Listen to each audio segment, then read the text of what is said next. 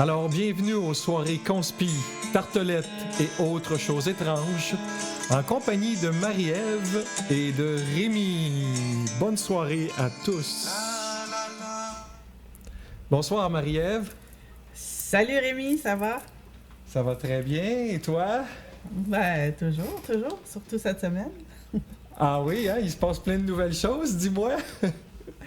Ben, là, il y a plein de nouveaux présidents un peu partout dans le monde, là. Puis il y en a un en particulier que j'attendais.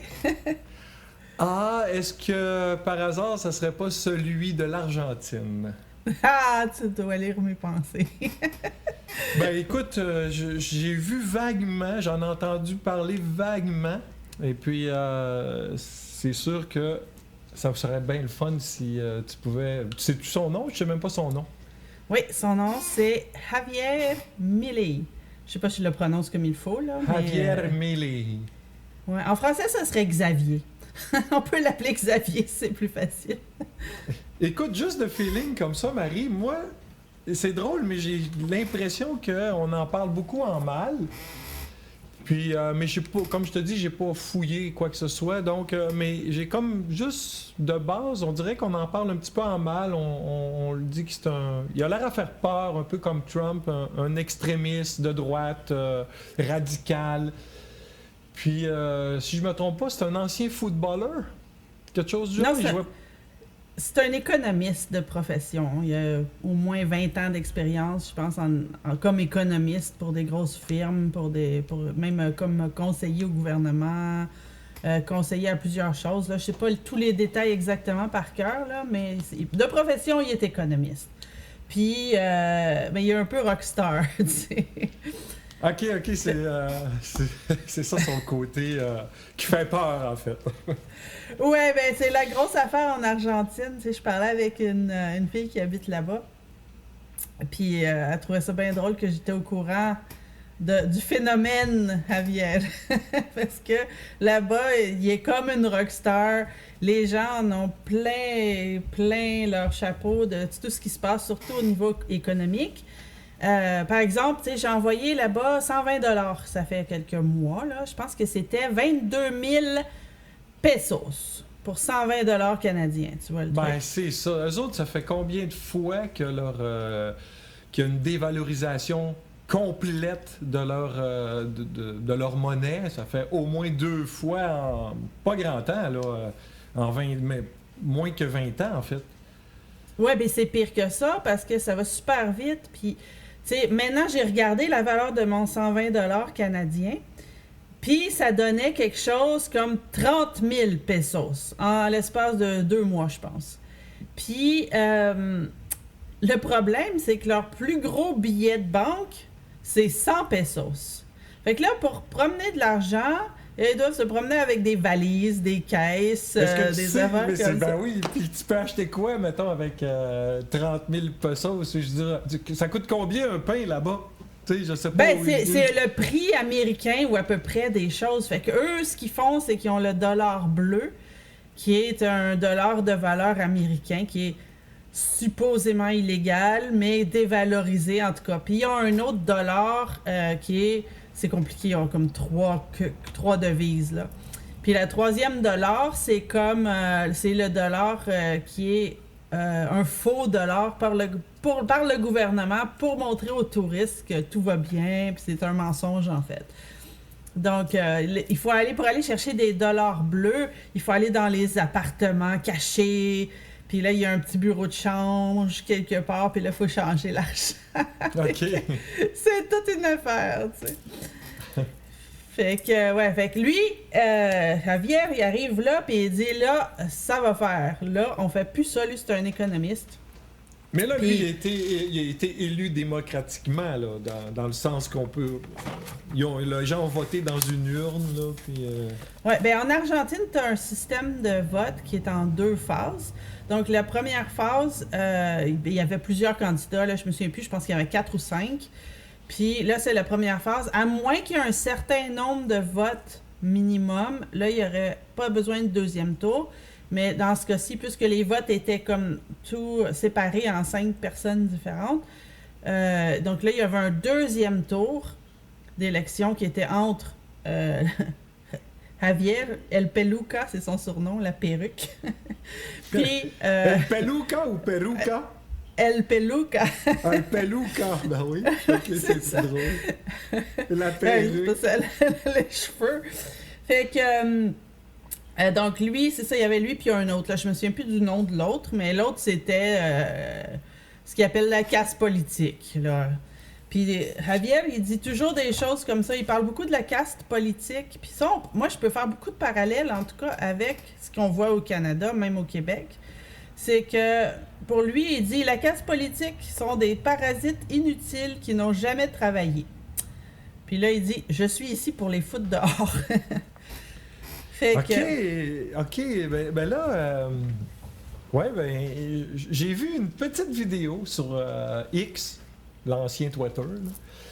Ouais. Puis qui circulait. Puis écoute, je trouvais qu'il avait l'air sympathique comme bonhomme. Moi, ça m'a toujours plu ce genre de personnalité-là. Mais je veux dire, bon, peut-être que s'il était président de mon pays, je serais pas content, je le sais pas. Mais une chose est sûre, c'est qu'il y avait un grand tableau. Puis là, il regardait les ministres, les différents organismes qu'il y a dans le gouvernement, ministre de la Culture. Puis là, il disait... Ça, on scrape ça. Ça, on scrape ça. Puis le ministre de... Fait que moi, ce que j'ai compris, j'ai dit, il a l'air de quelqu'un qui veut, juste de feeling, hein, comme je te dis, il a l'air de quelqu'un qui veut mettre des hauts fonctionnaires dehors, tu sais, des gens qui sont là depuis trop longtemps, qui s'approprient, dans le fond, le pays, la gouvernance, qui dominent tout, les pots de vin et tralala, puis qui ont des amis depuis trop longtemps là-dedans. Fait que ça devient de la gangrène à l'intérieur du pays, puis il a l'air à vouloir cleaner ça. Est-ce que je me trompe? C'est tout ça. Non, t'as bien raison. Puis même une chose qu'il a dit, une fois, il a dit « La première chose que je vais dire à la stupide caste politique parasitique de merde... » Excusez le langage. Est-ce que c'est ce que je vais pas faire? Puis il dit, je n'irai jamais contre la propriété privée, je n'irai jamais contre la liberté, je n'augmenterai jamais une taxe, je créerai jamais de nouvelles taxes. Il dit, l'État est une organisation criminelle qui se finance à travers les taxes qui sont prises des gens de force, nous retournons l'argent que la classe politique a volé. Donc, lui, il veut nettoyer. Ben, c'est un libertarien, en fait. Hein? Donc, il suit la philosophie libertarienne, qui est encore mieux, à mon avis, que la philosophie conservatrice.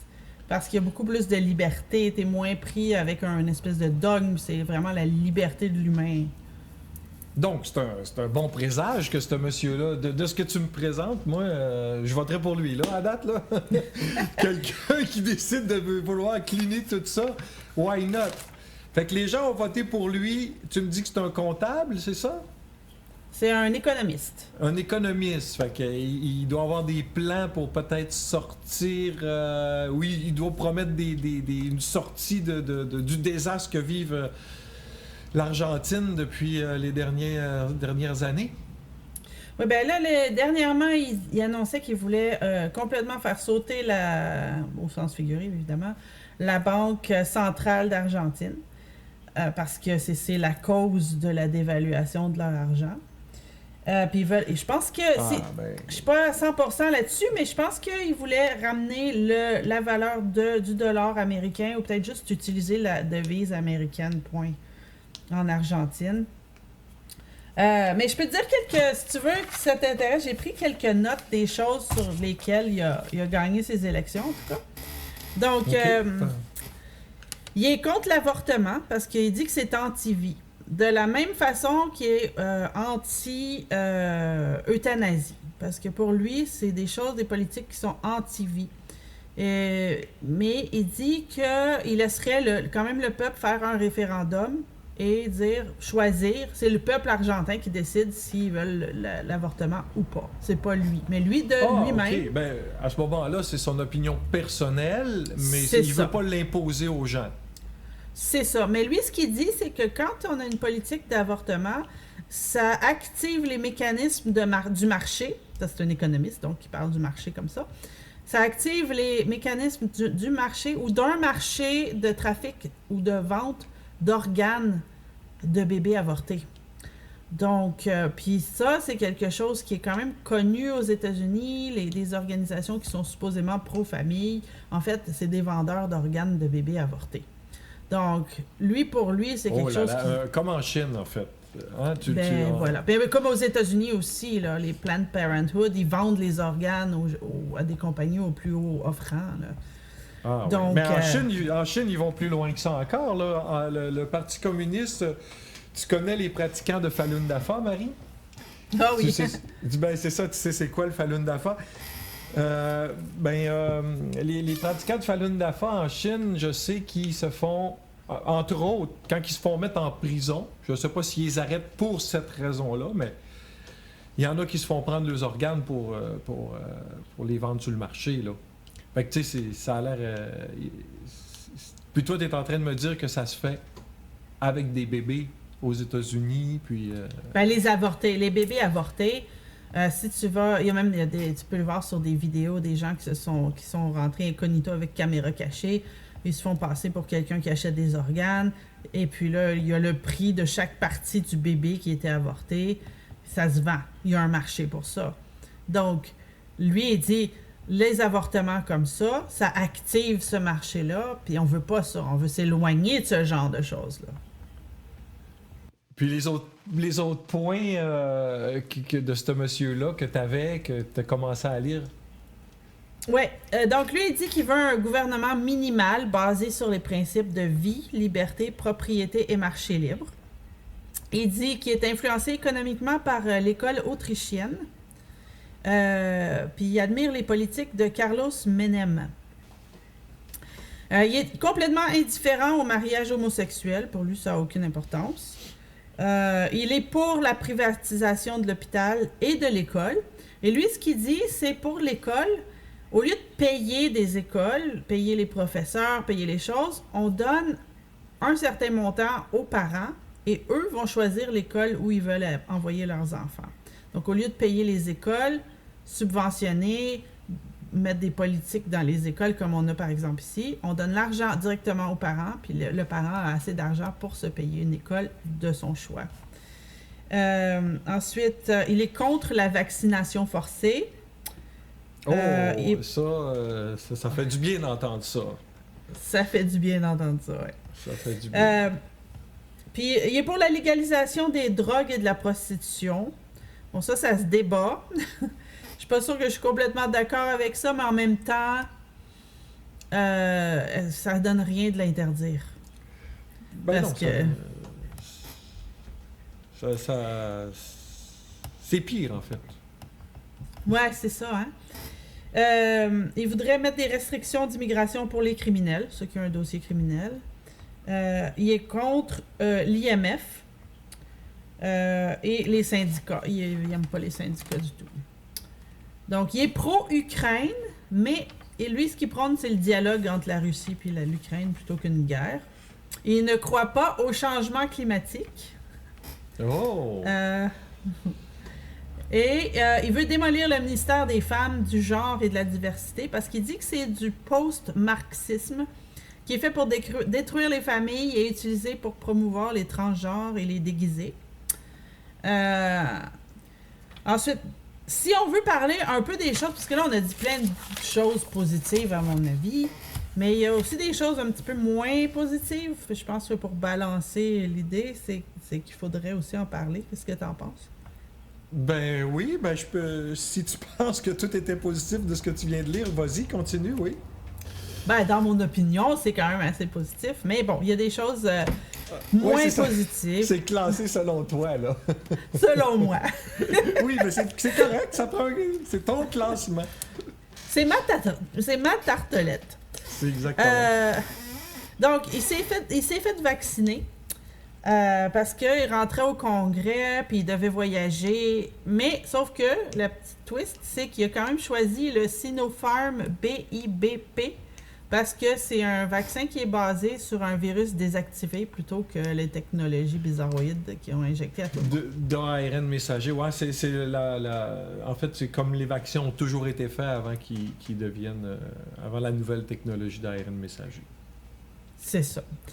Il a arrêté de se peigner pour la presse parce qu'il voulait l'attention. Ben, tu sais, s'il veut se faire élire, j'imagine que. Donc, parce qu'il y a un livre plus ancien de lui où il est très bien peigné. Là. Il avait tout fait ses boucles bien faites puis tout. Là. OK. Mais là, il le fait plus parce que je pense que ça attire l'attention depuis Trump. Il y a beaucoup de politiciens qui commencent à faire ça parce que c'est l'effet d'entraînement, un peu l'écusson de la liberté dans les cheveux des pays. Mais dis-moi donc, Trump, je veux dire, c'est un vieux monsieur qui a pas beaucoup de cheveux quand même. Il y a pas. Est-ce que tu trouves qu'il est dépeigné, Trump? Non, Trump il n'est pas dépeigné, mais il a quand même une coupe de cheveux assez unique. S'il n'y a rien d'autre. Sa coupe de cheveux est quand même unique. Mais il a quand même pas mal de cheveux. Ouais, quand même. Mais il fait le gros toupet, là. La longue couette. Ouais, c'est ça. Ah oui. Une chose qu'il a fait aussi, un peu comme Trump, Trump, lui, quand il était au pouvoir, ils ont redonné son salaire au peuple. Il l'a redonné, il l'a pas accepté, c'est retourné dans les coffres de l'État. Puis là, Milley, lui, il fait la même chose. Il fait un tirage, puis il donne son salaire à une personne au hasard, à chaque mois, puis pour se débarrasser de ce qu'il appelle l'argent sale. Donc, il prend pas de salaire, lui non plus, comme Trump. OK. Mais là, il y a beaucoup de critiques qui disent « Ah, ben là, il était au WEF, on a vu sa photo, il était dans un meeting, blablabla. » Oui, il était dans un meeting en 2014. le World Economic Forum. C'est ça. Fait que, ouais, effectivement, ça aussi, j'ai vu ça sur Twitter. Qu'est-ce que tu as à nous dire là-dessus? Il fait partie du WEF ou il a juste assisté ou... Ça, c'est des choses que je peux pas vraiment répondre, mais qu'il ait participé à un meeting en 2014, ça veut pas dire qu'il était à la solde du WEF nécessairement. Ouais, ça c'est se ça. peut, mais ça veut pas dire. Ça, c'est la petite distinction qu'il faut faire, parce que le monde est pas tout noir puis pas tout blanc, tu sais. Donc, il y a encore, je pense, la possibilité qu'il y ait des gens honnêtes qui veulent un monde meilleur, tu sais. Je pense pas que c'est tout le monde est méchant, là, ça se peut pas. C'est pas possible. Mais de ce que tu me racontais au début, là, les points dans ta section positive, là, si je compare avec notre premier ministre ici là, au Canada, Justin Trudeau. Lui, il est à la solde du World Economic Forum. Là. Lui, il applique... Bon, c'est ce que je pense. Il applique un plan bien établi. Il reçoit des ordres, je ne sais pas de qui, mais en tout cas, il a l'air à appliquer un plan bien établi, même si ça y apporte de ne pas se faire aimer, puis partout où il sort, il a l'air à se faire rejeter, puis à se faire huer. Puis il continue. Fait que pourquoi? C'est pourquoi qu'il continue. T'sais, il sait que le peuple, ils veulent pas, par exemple, l'identité numérique. Il a bien vu que le peuple, il en voulait pas. De vaccins forcés, là, les troqueurs à Ottawa, là, ils voulaient enlever ça, là, les obligations vaccinales. Puis, non, il tient tête, il lâche pas. Fait que lui, dans ses propositions, de ce que j'ai pu comprendre, il a pas l'air à vouloir appliquer le vaccin obligatoire. Déjà, c'est une chose, tu sais. Puis en plus, il a pas l'air à vouloir faire la promotion du transgenrisme. Voilà. Et puis là, peut-être qu'on peut en nommer d'autres, là, mais en tout cas, je vois des différences comme ça, là, qui ont l'air à être un coup monté, là, de toute évidence. Ouais, on voit quand même une différence. Bon, est-ce que c'est une opposition contrôlée? Bon, c'est pas impossible. Mais est-ce que c'est nécessairement ça? Non. Moi, c'est arrivé dans l'histoire, plusieurs fois, même récente, que il y avait des des bons présidents qui étaient là, des fois, il n'y a pas longtemps, mais c'est arrivé qu'il y avait des bons présidents. Puis l'Argentine, ils en ont vraiment besoin. Il faut redresser parce que sinon, c'est l'économie... C'est ça, pourquoi tu penses que le monde a voté? Parce que là, si lui, c'est un peu... il est très coloré, puis il est extrémiste un peu, puis tu sais, on dit qu'il est de droite. Je comprends toujours pas pourquoi, qu'est-ce que ça veut dire, là, de droite. Là. Mais si on dit de lui qu'il est coloré, puis qu'il a l'air à vouloir... il a l'air à susciter comme des réactions chez les gens un peu plus que d'autres, là, comme Trump, là, pourquoi les gens ont voté pour lui, tu penses? Ah, puis ils ont voté en masse, hein? Il y a eu le record de vote dans les élections, donc c'est pas rien, là. Ah, t'as-tu un chiffre ou... J'ai pas le chiffre exact, mais il a brisé des records. Il a brisé aussi sinon le plus nombre de votes. Mais c'est ça, c'est parce que là, moi j'ai un problème avec dire que c'est l'extrême droite. Non, c'est juste la logique. Puis... Là, c'est parce qu'on est dans un monde... Tu sais, après la Deuxième Guerre mondiale, il y a vraiment eu un gros push pour avoir le socialisme qui amenait vers le communisme. Puis on le voit, là, les gouvernements qu'on a en ce moment, Legault, puis l'autre coco avec cravate, là, à Ottawa, là, Justin, on a... les deux poussent des choses qui sont très communistes. Pourquoi l'État donnerait des appartements aux gens? C'est les Soviétiques qui faisaient ça, là. Prendre tout l'argent, avoir même les hôpitaux, les écoles, tout contrôlé par l'État. Prendre presque la majorité du salaire, sinon la majorité du salaire en taxes et impôts. Ça, c'est toutes des façons qui en fait amènent le communisme. Puis même dans les écoles, on enseigne que Marx, c'était quelqu'un qui avait des bonnes idées, puis blablabla.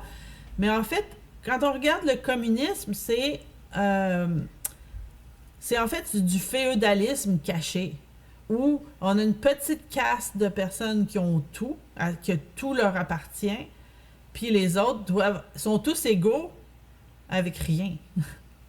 Puis c'est ça qu'ils veulent pousser un peu partout dans le monde, puis même ils s'en cachent pas, là, le WEF, le World Economic Forum. Je ne savais pas qu'il le présente pas comme le communiste, par exemple. Mais c'est déguisé un peu. Mais c'est un peu déguisé.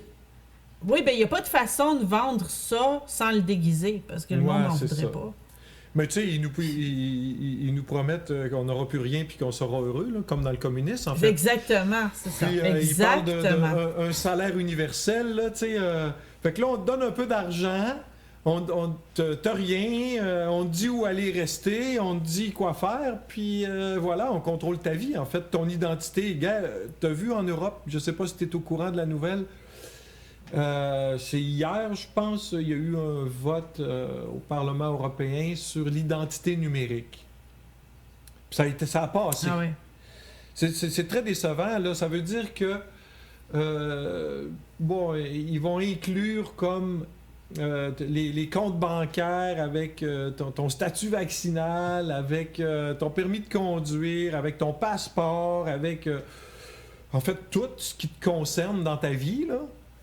Puis, c'est correct, vu comme ça, puis ça dérange pas, mais qu'est-ce qu'on va en faire, tu penses, tu sais? Les gens vont arriver quelque part, puis... ça fait 3 fois que tu prends l'avion cette année, c'est fini. Plus le droit de prendre l'avion. Ou, tu sais, c'est un exemple simple, là, genre, je peux t'inventer 100 000, là. Tu sais, toi, t'es allé manifester, on gèle ton compte de banque, tu sais. Enfin, on remarque, hein, Justin Trudeau, il le fait déjà, là, tu sais, geler nos comptes de banque, là. Fait que lui, le communisme, il l'applique déjà, là. On le voit déjà en Chine, des choses comme ça, où ils ont l'identité numérique avec des reconnaissances faciales un peu partout. Puis là, ils doivent, même pour acheter, déverrouiller leur propre argent, et ils doivent passer certains critères. Puis là, s'ils ont oublié de se rapporter à quelque chose, ou ils ont pas payé un truc, ils ont manqué un stop, ils ont traversé la rue de la mauvaise façon, peu importe, là... ils n'ont plus d'argent. Là, ils ne peuvent plus acheter. Il faut qu'une autre personne aille acheter pour eux. Mais c'est un pays communiste aussi, la Chine. Oui, là, c'est ce qu'ils essayent de mettre partout dans le monde. Mais comment se fait-il, Marie, que comme ce contrôle-là, là, comme en Chine, là. Tu sais, avec je pense qu'il y a un certain pointage, là, puis si tu dépasses tel pointage, là, t'as plus le droit de prendre l'autobus, t'as plus le droit de rien faire, en fait, là. C'est ça. Parce que t'es pas un bon citoyen. Mais comment se fait-il que ce système-là, qui à mes yeux, du moins, pour moi, c'est un horreur, là, c'est l'antithèse de la liberté de vivre, tu sais, de la joie de vivre, là. Moi, ça me donnerait le goût de sortir de ce système-là complètement, là, de me cacher. Ouais. En fait, il doit y en avoir des Chinois qui se cachent là, dans les campagnes, là, c'est sûr. Mais comment se fait-il que le WEF, puis qu'il y a autant de pays dans le monde, là, je dirais des pays occidentaux, qui ont l'air à vouloir appliquer ça? C'est quoi leur intérêt? As-tu une idée? Ben, je pense que ça vient pas du pays lui-même. Il y a quelques semaines, j'ai eu l'honneur d'être invitée au Parlement d'Ottawa avec une fonction au travail. Mais j'ai eu la chance de m'asseoir dans la période de questions avec tous nos beaux politiciens à cravate et sans cravate. Et puis là, j'ai commencé à regarder les personnes qui nous gouvernent. Pas le titre, pas leur rôle. C'est qui ça? Puis essayer de voir de ma perspective d'humain. Si je rencontrais cette personne-là, cette personne-là dans la rue, ça serait quoi mon impression de cette personne-là, tu sais? Puis ce que j'ai vu, moi j'étais assez du côté libéraux, puis ce que j'ai vu, en fait, c'est des personnes qui s'en foutaient complètement. Il y en avait plein sur Facebook. On voyait leur ordinateur. Il y en avait qui s'envoyaient des textos. Puis là, ils disaient les choses, des platitudes avec la période de questions. Ils répétaient les choses. C'est tout scripté.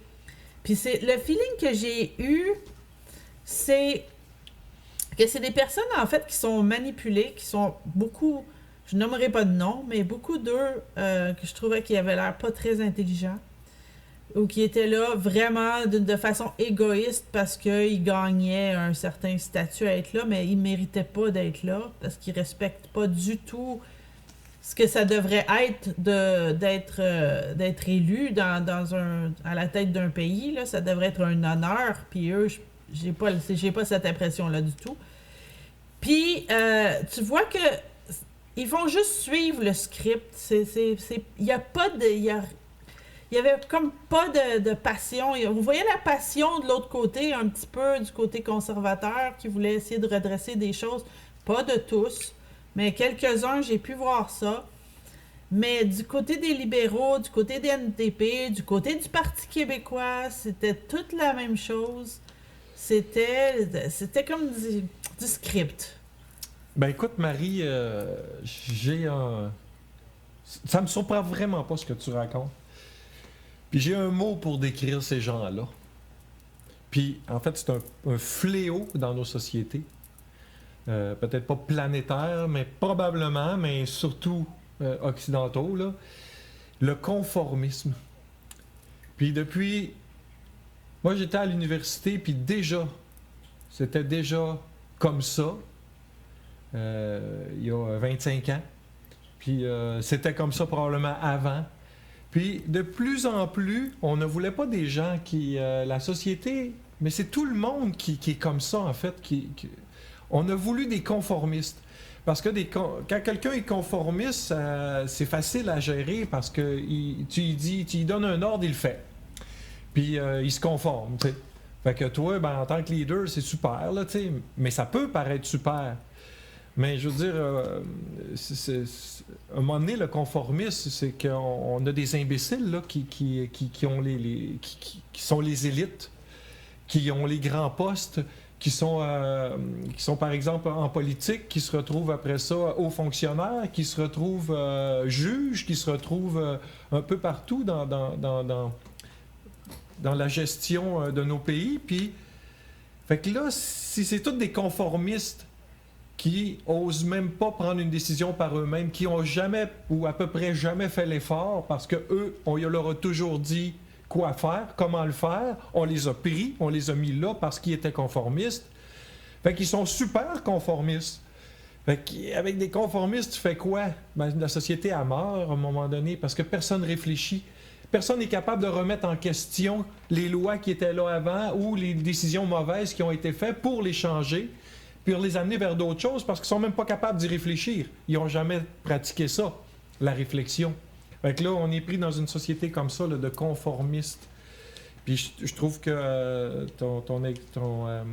ce que tu expliquais de ta visite dans les partis politiques, ben, je suis pas surpris. Puis j'ai un bel exemple pour finir sur le conformisme. Lorsque Justin Trudeau, il était, tu pourrais me dire où, là, avec les 300 élus dans une salle, je dirais le Parlement à Ottawa. Je sais pas si c'est le Parlement. Mm-hmm. Et puis qu'il recevait Zelensky, le président de l'Ukraine. Okay? Oui, c'était dans la Chambre des communes. La Chambre des communes. Bon, parfait. Ils sont tous là. Fait qu'ils sont à peu près 300, si je me trompe pas, là, je pense. Là. J'ai lu quand même les journaux, puis il avait l'air à dire qu'il en avait 300.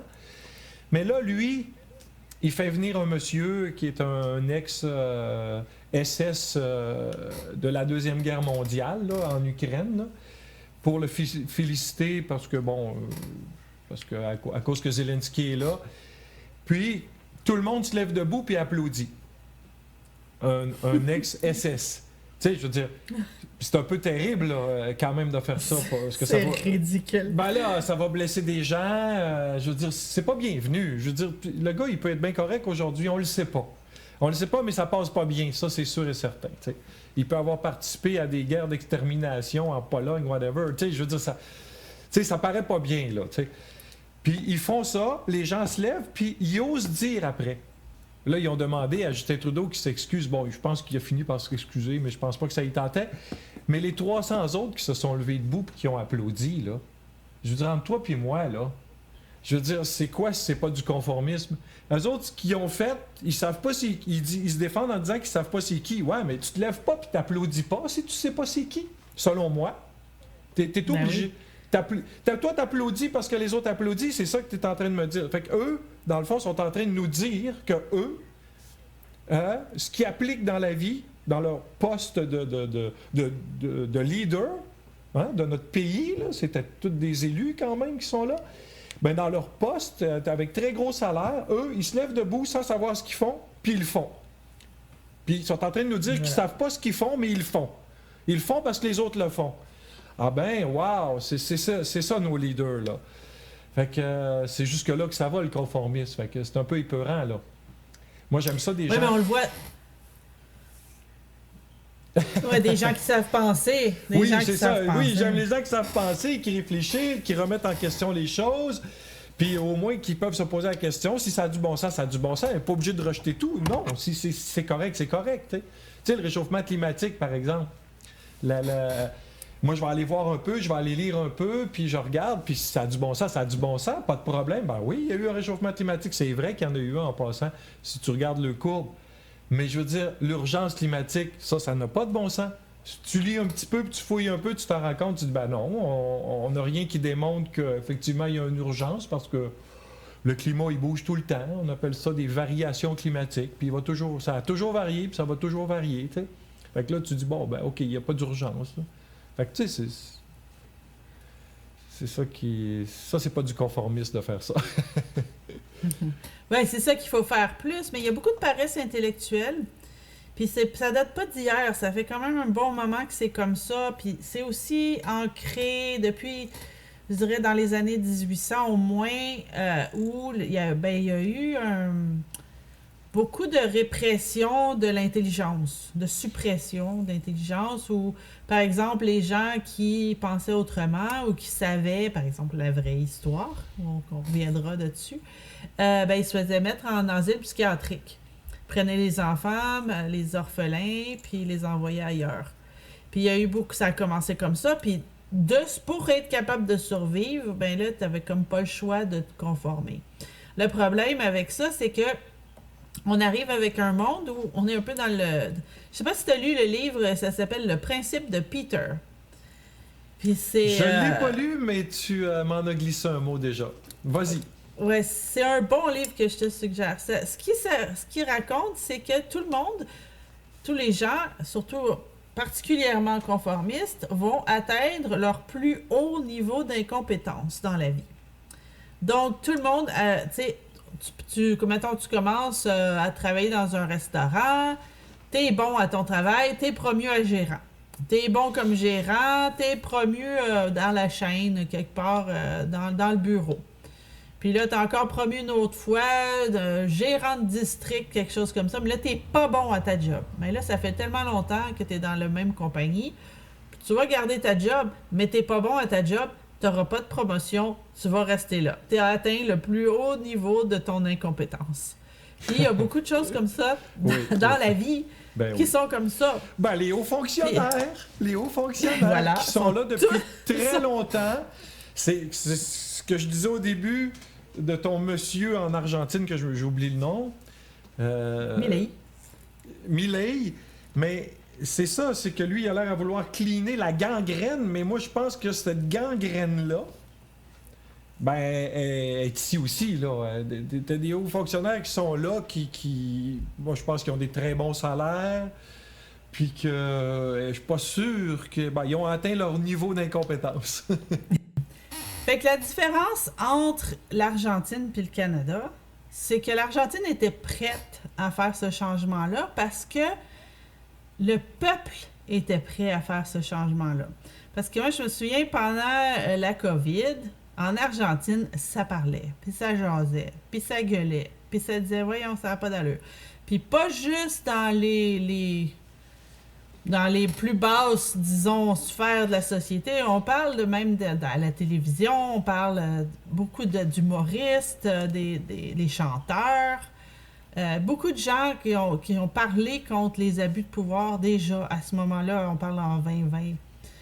Fait que il y avait déjà quand même une espèce de maturité du peuple qui était prête à faire ce changement-là.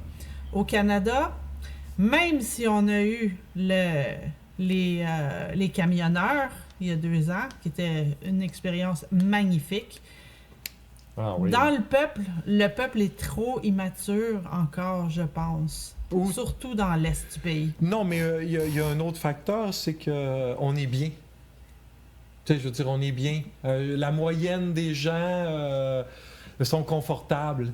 Fait que, ils ont leur maison, puis chauffée, ou leur appartement, puis ça va, tu sais, ils sont capables de s'acheter sont encore capables d'aller à l'épicerie, puis les gens commencent à réagir quand, à un moment donné, il n'y a plus de bouffe dans le frigo, ou bien il n'y en a pas beaucoup, puis qui sont plus capables finalement de mettre de l'essence, ou, tu sais, c'est là qu'ils réagissent. Parce qu'avant ça, ils vont dormir longtemps. Ils vont dormir longtemps, là. Oui, mais tu regardes même pendant la COVID, au Québec, il y avait quand même, ils ont poussé l'enveloppe le plus loin qu'ils pouvaient, puis ils ont même mis des couvre-feux contre un virus. Tu sais, il faut le faire, là. Puis ça a marché, ça, c'était le pire. Que les gens restaient chez eux, ont pas réagi, puis ils pensaient que c'était normal. Ça, c'était fou. Mais ceux qui réagissaient, il y avait des super amendes. C'est ça qui est poche, tu sais. Il y en a toujours un petit pourcentage, mais ils se font tabasser, tu sais. Mais s'il y avait eu une majorité qui était sortie, il n'y aurait jamais eu... Il n'y aurait pas pu mettre des étiquettes à tout le monde. Oui, c'est ça, mais les gens, c'est ça. Comme je te dis, ils sont confortables, donc ils ont peur aussi. Eux autres, ils se disent qu'il faut suivre les autorités. Il faut suivre les autorités. Ouais, parce que il y a la police. La police invisible, c'est quelque chose, ça. Parce que quand l'autorité dit qu'il y a une police invisible, c'est-à-dire qu'il n'y a pas vraiment... Il peut y avoir 2 policiers dans toute une grande région, mais ils vont tout suivre les règles à la lettre parce qu'ils pourraient croiser un des 2 policiers dans toute la région, qui est presque une impossibilité. Mais ça devient la police invisible. Puis ça, tous les systèmes communistes sont toujours servis de la police invisible pour faire que les gens qui sont déjà conformistes deviennent encore plus conformistes. Ouais, puis par peur. Puis il y a de la jalousie aussi, il y a des dénonciateurs, puis dans ce cas, dans le cas de cette crise-là là, de COVID, ils ont encouragé les dénonciations. C'est épouvantable. Ben non, moi j'en reviens pas. On a dépassé toute règle morale, toute éthique morale, et je veux dire, je savais même pas que notre pays pouvait aller jusque-là. En fait, je suis très, très, très étonné. Puis ce qui est le plus surprenant encore, c'est que 3 ans après, mais les gens, il y en a beaucoup qui s'en rendent pas compte encore. Oui, il y en a quand même un petit pourcentage, puis il est peut-être plus gros qu'on pense, là, 20%, je sais pas, j'espère. Mais ce qui est dommage, c'est que c'est pas tout le monde qui s'en rend compte. Comment se fait qu'on se rend pas compte qu'on est allé trop loin? Comment se fait-il qu'il n'y a pas de juges qui se sont soulevés et qui n'ont pas dit « Hey, c'est pas vrai que vous suivez la science, vous la suivez pas. » Tu sais, c'était quand même pas dur, pas si difficile que ça de se renseigner, là. Non, il n'y a pas un juge qui s'est soulevé, il n'y a personne qui s'est soulevé. On dirait qu'il n'y a pas de chien de garde pour le gouvernement. Ils pouvaient faire ce qu'ils voulaient, tant qu'ils voulaient. Puis en plus, les gens dénonçaient, puis en plus, il y avait la police invisible. Oh là là là là là là! Ah oui, mais c'était ma plus grande découverte aussi. Puis je pense que les auditeurs vont voir qu'avec nos prochains épisodes, ça sera pas toujours politique. On a quand même l'esprit assez grand ouvert. On a vu quand même pas mal de choses. On comprend quand même pas mal de sujets.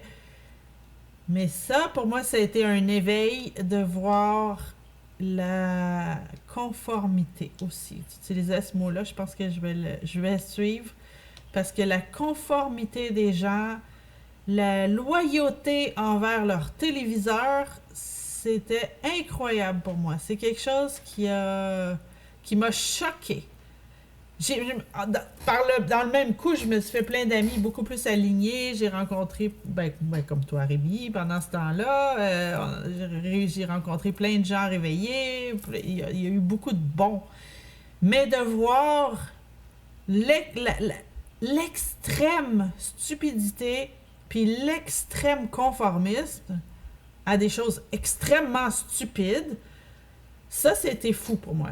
C'était quelque chose qui est vraiment... Puis que les gens adhèrent en plus, que les gens adhèrent et appliquent et dénoncent en plus le voisin. Non seulement ils y croient, ils s'assient devant la TV puis ils croient tout ce qu'on leur dit, puis ils l'appliquent en plus. Ils l'appliquent pour eux. Mais si tout le voisin ne l'applique pas, il appelle la police parce qu'il ne l'applique pas.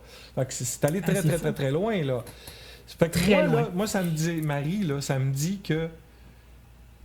Tu sais, des fois, on pense à la Deuxième Guerre mondiale. Comment se fait-il, tu sais, on pense à Hitler, puis comment il a fait pour se monter une armée aussi puissante et tout ça avec la jeunesse hitlérienne, puis comment est-ce que les gens ont pu faire pour suivre un leader qui, au début, était peut-être correct, mais à un moment donné, qui est devenu extrémiste et un peu... que ça avait plus de bon sens, ou est-ce qu'il, tu sais, avec ses discours, avait plus de bon sens, tu voyais bien que ça avait de la haine. Comment se fait que les gens l'ont suivi? Ben, c'est exactement ça. On vient d'avoir la preuve, on vient de voir que ça existe puis que ça peut recommencer facilement. Puis malheureusement, en plus, ça peut arriver dans notre province, au Québec. L'endroit, on dirait que ça a été l'endroit choyé de l'extrémisme... pour le COVID, là, je sais pas quoi, on était un test ou je sais pas quoi, là, une terre de conformistes, là, tu sais, voyons donc. La seule place qui avait un confinement en Amérique, c'était ici pendant un bout de temps. Je dis, ben voyons donc. Ouais, puis le couvre-feu, je veux dire, ça dépasse toute logique. Ça dépasse, je veux dire, je suis sans mots. Parce que là, on force les gens à être plus ensemble pendant la journée. C'est quoi, le virus, il va dormir pendant la journée? Ben non. Ben non, c'est ça. Tout est illogique. C'était seulement... illogique à mort. C'était un test de contrôle, Marie. Là. On n'essayait pas de... C'était pas logique. Là. Il n'y avait pas une question de... Tu sais, les restaurants, là, ben, partout en Occident, c'était comme ça. Avec la passe sanitaire. La passe sanitaire d'un vaccin pas efficace et qui ne fonctionne pas, en plus, franchement. Puis qui n'empêche pas la transmission, tu sais. Puis on met une passe sanitaire là-dessus, basée sur un mensonge, hein, parce qu'il l'avait bien lu dans les contrats qu'il ne savait pas s'il n'y avait aucune étude sur la transmission, aucune étude sur l'efficacité. Il ne savait rien, en fait. Il était en test. Puis eux autres, toutes les autorités sanitaires des pays occidentaux ont dit oui, il est sûr et efficace, puis let's go. Fait qu'on installe la passe sanitaire. la passe pour contrôler les entrées. Puis là, si tu vas dans un restaurant, puis tu es assis, pas de danger, mais debout, il faut que tu mettes ton masque. Eux vont m'emmener. Hey, commande, là. C'était de la folie. La folie! Oui, ben en fait, il essayait de se défendre en disant que il voulait, dans le fond, instaurer que les gens prennent une habitude, mettons, de se protéger, mais c'est pas en jouant au bébé avec le monde que tu contrôles un peuple. Là. Je veux dire, il faut que les gens soient responsables simplement. Là. Mais je peux te dire, je suis des cours, puis la semaine dernière, il y a des personnes qui sont arrivées avec leur petit masque dans le cours parce qu'il y avait un petit rhume. Donc, il y a des choses qui ont été intégrées par certaines personnes comme étant la norme. Eux qui croient, la télévision qui dit que c'est la norme. Puis moi, je leur ai dit, ben moi, j'aime pas les masques. En fait, j'ai dit, les masques, ça me fait peur parce que je vois pas les visages des gens. J'exagère un petit peu. Puis, il y avait aucune considération, tout ce qu'ils voulaient. Puis j'ai dit, j'ai pas peur du rhume, mais aucune considération parce que moi, j'étais hors norme par rapport à ce que eux croyaient qui était la norme qui avait été dite à la télévision, évidemment, tu sais. Moi, je te comprends très bien. En fait, moi, dans le fond, sérieux, si on n'avait pas connu le COVID, dans ta situation, je te donne l'exemple, puis je vais te poser la question après. On n'a pas eu la phase COVID de maladie mentale, OK? Moi, je pense qu'on pourrait appeler ça c'était une maladie mentale, là. C'était pas une histoire de virus, là. Fait que si on n'avait pas eu ça, puis on n'avait pas connu ça, puis tu vois deux personnes arriver dans ton cours, puis ils ont un masque, tu t'en serais foutu. Tu aurais ri d'eux autres, tu aurais dit « Ah ben, vous êtes cute avec votre masque », mais tu t'en serais foutu, tu sais, en réalité. Moi, ça m'a jamais dérangé. En Asie, c'est plus commun de porter des masques. Quand tu voyages en Asie, ça arrive plus souvent, tu sais. Surtout des villes comme Bangkok, là, des villes super polluées, ça arrive souvent que les gens portent des masques. En moto, en mobilette, ça arrive souvent. Mais je les comprends, hein, les systèmes d'échappement, ils n'ont pas de filtreur, puis ils n'ont rien, fait que ça sort noir en arrière. Puis... Mais toi, penses-tu que tu aurais réagi différemment si tu n'avais pas connu le mensonge du COVID? Cette phase-là? Ouais. Ben, les masques, c'est parce que j'ai pris le temps, durant la COVID, d'étudier un petit peu le sujet pour voir, parce qu'au début... Moi, j'étais comme tout le monde, puis j'ai cru que peut-être... Ben, pas que j'ai cru, mais j'ai dit... Ça se peut qu'il y ait un virus, tu sais. On est dans un monde un peu capoté, des fois, puis... Bon, est-ce qu'il y a un vrai virus qui est tueur? Bon, quel masque il faut porter? J'ai tout regardé ça, tu sais. Au vraiment début, là, je te parle 2020, mars, avril 2020. Puis là, ben, pour se rendre compte que les masques en papier, ça fait rien du tout. Ça protège de rien du tout contre personne. Ça fait absolument aucun effet. Bon, là, il y a les masques un peu plus évolués, là. Je me souviens plus, les N95, puis tout ça. Bon, eux autres, ils ont un petit peu plus ça protège déjà un petit peu plus. Mais la seule chose qui pourrait vraiment protéger contre un virus, si tu regardes la taille qu'on nous dit d'un virus... ben, ce serait un masque avec des bonbonnes de chaque côté, là, avec des filtres intelligents, puis avec un masque full facial. Puis les virus, c'est bien connu, ça rentre dans les oreilles.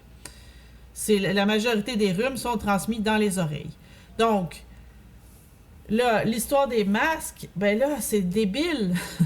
Une fois que tu sais ça, puis c'est bien connu, qu'un masque, ça fait rien. Ça protège pas d'un virus, certainement pas d'un virus. Donc, pour la pollution, je peux voir parce qu'il peut y avoir des poussières, des choses que ça empêcherait de passer. Oui, bien, en fait, ils mettent un masque pour ça, en fait, mettons en Asie, là, comme je prenais l'exemple de Bangkok. C'est pour les poussières, là. Ben, les poussières, ça me choque moins parce que tu vois, une poussière, bon, ça peut vraiment être arrêté par un masque. Ben oui. Un virus, ça ne peut pas être arrêté par ces masques-là. C'est impossible. Tu respires le masque. Puis là, tu vois, les personnes, tu sais, même dans les cours où j'étais, les personnes, j'avais apporté des biscuits. Puis là, la personne avec son petit masque, ben, elle a enlevé son petit masque pour manger le biscuit sucré qui va le détruire son immunité. Puis là, parce que là, en tout cas, toute une autre histoire. Mais tout ça pour dire, parce que le sucre, c'est pas exactement ce qu'il faut manger si on a un petit rhume, tu sais. Mais on est si paranoïa, tu sais, si en état de paranoïa, de là à mettre un masque, tu manges pas un biscuit au sucre, tu sais. Mais bon, c'est toute une autre... c'est de la paresse intellectuelle. Moi, c'est ça que je vois. Ça en vient à la folie, tellement qu'il y a de la paresse intellectuelle. Ben, il suffit on l'a vu, donc il suffit de répéter plusieurs fois le même message dans les médias, puis les gens obéissent, tout simplement. Mais c'est pas tout le monde. Heureusement qu'il y en a quelques-uns qui obéissent pas, mais majoritairement, ça obéit. Puis c'est d'une tristesse incroyable. Je voudrais ne pas appartenir à cette civilisation-là. Parce que je trouve ça gênant. Mais on va essayer de on va essayer de se rassembler puis de faire de quoi ensemble pour justement que les choses puissent évoluer différemment, positivement. Ouais, mais oui, puis je pense que c'était aussi un peu notre faute. Je parle des gens qui ont de l'esprit critique, qui voient peut-être plus grand, qui est moins paresseux intellectuellement. Ça a été notre faute parce qu'on n'a peut-être pas été paresseux intellectuellement, mais je pense qu'on a été paresseux de se lever puis de parler. On n'a pas fait beaucoup. Puis on a laissé les moins intelligents, on a laissé les parasites prendre le pouvoir, puis on les a laissés faire. Tu sais, moi, je connais un petit village de 500 habitants où il y avait toutes les chances de prendre le pouvoir complet de leur village. Il n'y a personne qui s'est présenté aux élections. Ils ont laissé le maire qui était là depuis des décennies reprendre le pouvoir sans contestation. Quand c'était dans un état où il aurait pu faire une différence dans leur localité. Puis j'avais travaillé aux élections municipales il y a quelques années, là, les dernières, c'est quoi, 2021. Puis c'est une chose qui s'est répétée dans plusieurs villes et villages, surtout les villages où il y a plus de possibilités avec un petit groupe de personnes de s'organiser. Mais qui est-ce qui va jouer son rôle? Qui est-ce qui va prendre les guides? On laisse les gens on laisse les gens qu'on a faire ça pendant que nous, on fait pas grand-chose, en fait. Puis je pense que c'est une grande partie de notre problème. C'est que dans une société qui serait en ordre, les personnes qui réfléchissent, les personnes qui comprennent un petit peu plus, qui voient un petit peu plus loin, devraient être au moins dans des positions de pouvoir aider puis amener les autres qui veulent pas le faire, tu sais. Les autres qui veulent pas réfléchir ou qui veulent pas se poser de questions. Fait que ça, c'est un petit peu de notre faute aussi, tu sais. Oui, c'est sûr qu'on peut pas... C'est tous ensemble, là, on est chacun une partie du tout. Puis chaque fois, puis même je te dirais que chacune, tu sais, si on veut aller un peu spirituel, là, chacune de nos pensées influence aussi le tout. Fait qu'à chaque fois, si on a des au lieu de penser positivement puis de voir à l'intérieur de nous que nous aussi, on pourrait faire partie du changement, mais à l'intérieur de nous d'abord. Toi, tu parlais physiquement, puis moi, je parle à l'intérieur de nous, de chacun de soi-même. Si on faisait l'effort, chacun de nous, de voir ça positif, puis d'envoyer de l'amour dans ce monde, puis d'apprendre à s'aimer soi-même, bien que probablement que ça ferait des changements aussi.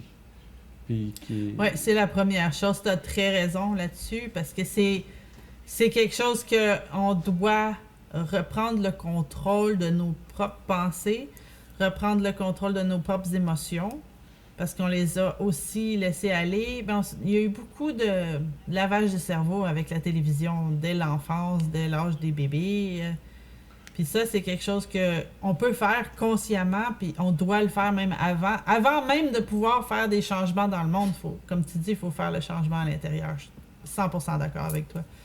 Oui, c'est là que ça commence, en fait. Ouais. C'est le début de tout. Une fois que tu as fait le changement à l'intérieur, je pense que le reste, c'est le non-agir agit, tu sais. Voilà, influence les autres parce qu'on pense que tu fais rien, mais au contraire, je pense que là, c'est puissant, là. Mais bon, on est dans d'autres d'autres sphères de discussion. Non, mais c'est correct. Puis je pense pas que ça devrait être un problème d'en parler, parce que, tu vois, c'est ça le problème de notre monde. C'est qu'on a tout mis dans des petites boîtes Ouais, séparées. Oui, Puis exactement. en fait, la vie, c'est pas comme ça. Pas de même, ça Tu sais, marche. il y a des mathématiques dans la spiritualité, il y a de la spiritualité dans la politique, il y a, tu sais, etc., etc. Tout est un tout. Un bel exemple, c'est la médecine, tu sais, comme si que depuis, je sais pas, la médecine moderne, là, depuis, faut pas, on pourrait y donner 150 ans. Ben, la médecine, ou 170 ans, mettons, depuis 1850, là, qu'il y a eu des avancées en médecine. Ben, cette médecine-là, je veux dire, c'est comme s'il n'y avait pas eu de médecin avant. C'est pas vrai. L'humain, depuis quand qu'il y a des humains, tu penses, sur Terre? Ben, moi, je pense qu'il y a des...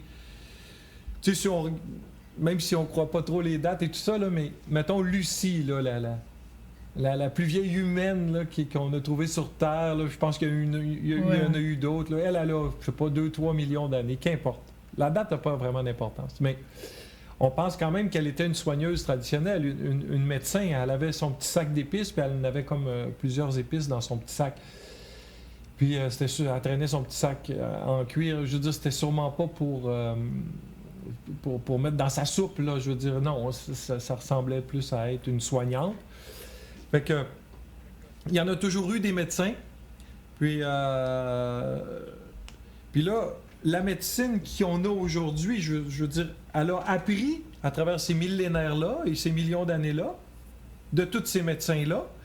Et puis là, elle a décidé depuis le dernier siècle, en fait, de tout rejeter ce qu'il y avait avant. Tout ce qui est du passé, c'est pas bon. Puis maintenant, la nouvelle médecine, c'est ça qui est vrai. Donc, les médecines alternatives, en fait, qui sont comme soignées par des plantes médicinales ou que ce soit toutes les autres médecines traditionnelles, je veux dire, on peut pas penser que c'est pas vrai. Là. On peut pas penser que ça marche pas puis qu'il faut acheter les pilules de Pfizer, sinon ça marche pas. Non, c'est pas de même ça marche. Peut-être que les pilules de Pfizer, ils marchent rapidement puis qu'ils détruisent d'autres choses en même temps. Mais peut-être qu'ils guérissent pas le bobo vraiment profondément. Le bobo, il vient peut-être de plus loin que ça, tu sais. En tout cas, je te donne un exemple, là, que... Non, mais c'est vrai parce que la vision empirique des choses, ça, on l'avait beaucoup au Moyen-Âge, par exemple. Puis là encore, les dates, on en reparlera. Mais au Moyen-Âge, il y avait un système un peu similaire dans plusieurs façons à l'Ayurveda qui séparait les personnes en catégories, qui appelait les humeurs. Donc, tu étais un sanguin, tu étais un mélancolique, tu étais un, je sais plus, là, il y en a 4 humeurs qui correspondaient à 4 différentes saisons. Ça, je savais pas, mais j'ai déjà entendu parler des 4 types d'humains, genre, là. Non, pas d'humain, d'humeur. Comme une humeur, là. T'es de mauvaise humeur aujourd'hui.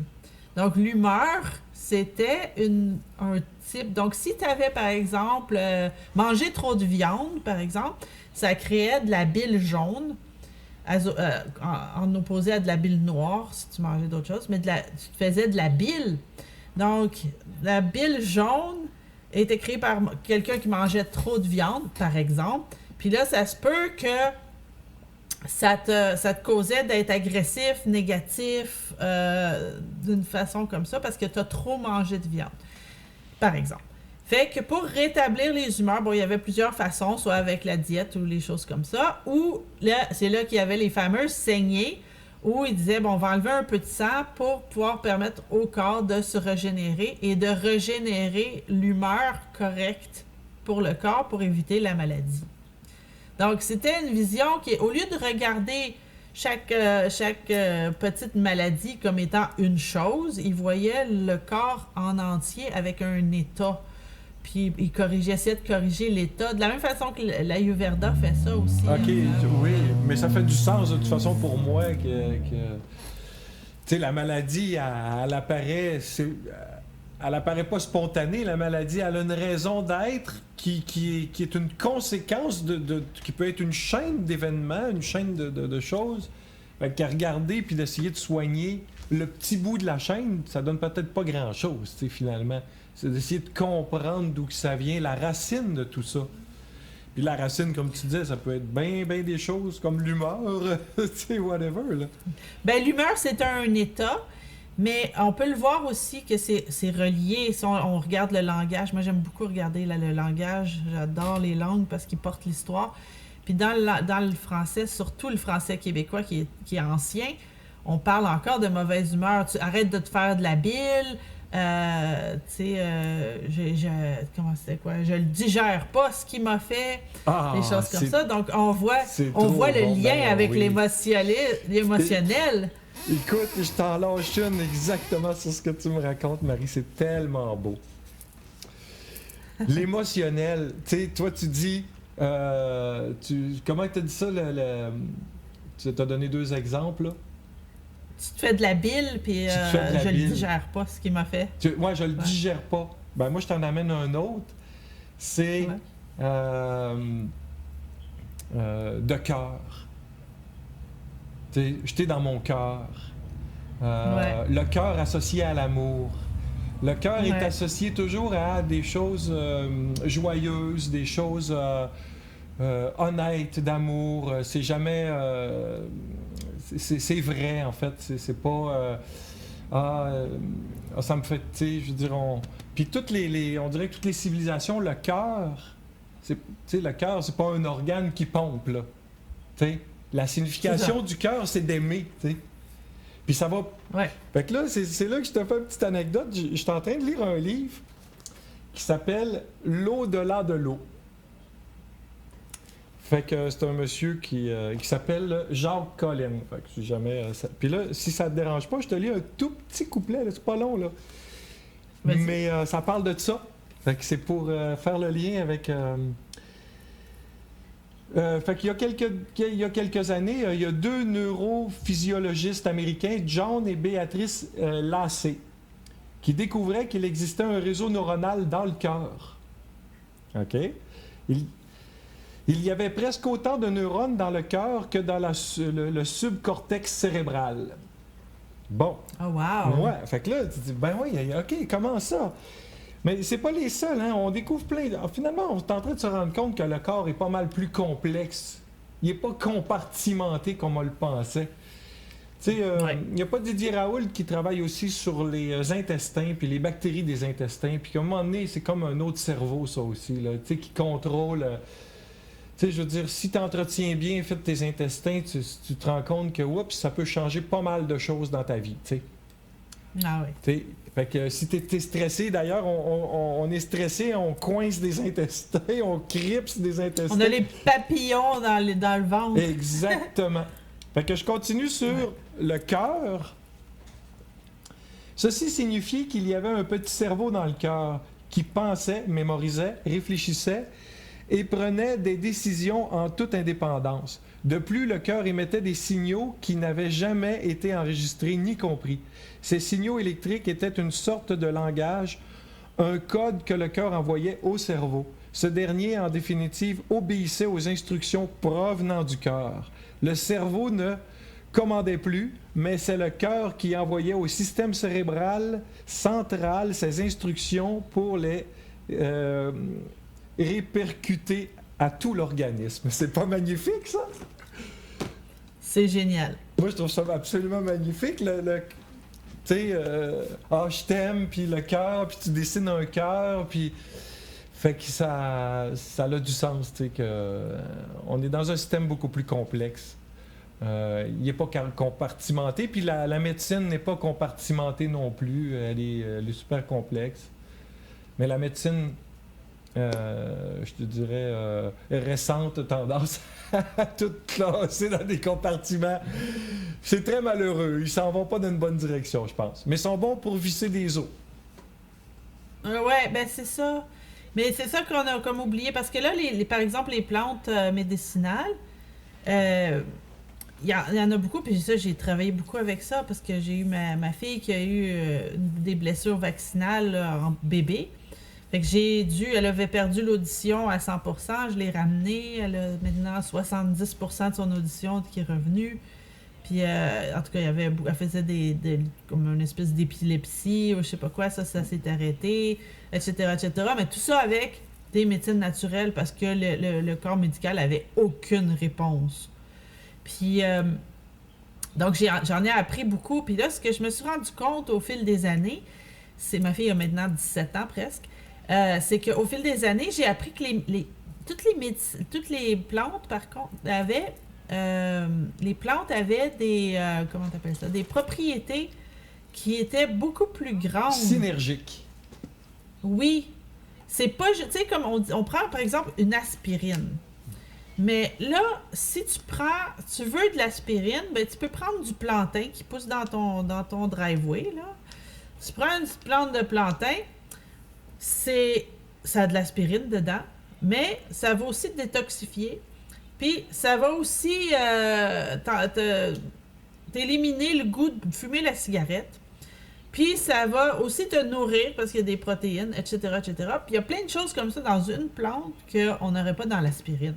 Donc on est beaucoup mieux de prendre la plante elle-même que d'essayer de prendre un composant de la plante, tu sais.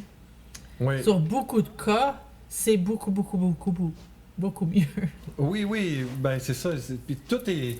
Une plante, c'est riche. Une molécule isolée, on s'en rend compte hein, en pharmaceutique, en pharmacologie, que dans le corps, dans une cellule, déjà, si on fait un test in vitro, puis in vivo, là, in vitro dans un tube, tu prends les cellules, tu les isoles, après ça, tu prends une molécule que tu as purifiée d'une plante, comme par exemple, toi, tu parlais du plantain.